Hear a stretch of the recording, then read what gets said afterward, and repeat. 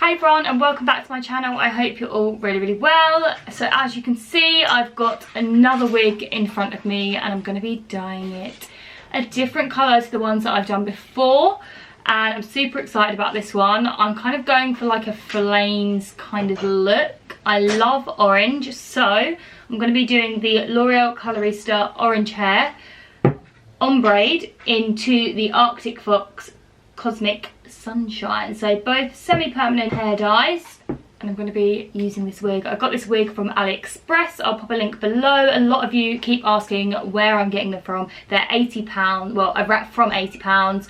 This is the 10-inch length and the density is 150. Yeah, it's the same length as my hair now, so I kind of wanted to have it the same length so it looked super natural. And yeah, I'm really excited to get started. I'm going to speed up this video to make it easier and quicker for you guys to watch, because it does take a while to dye these wigs because the head moves everywhere. I haven't quite figured out how to dye it in an easy way yet, but I'll work it out. Yeah, so let's get dyeing.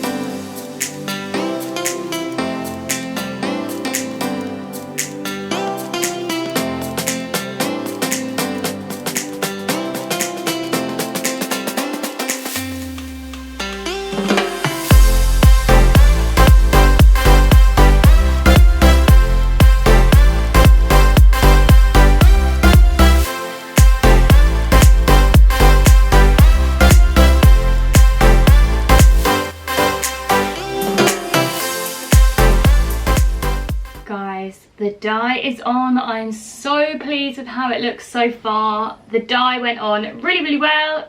It's super pigmented. Everywhere has been covered.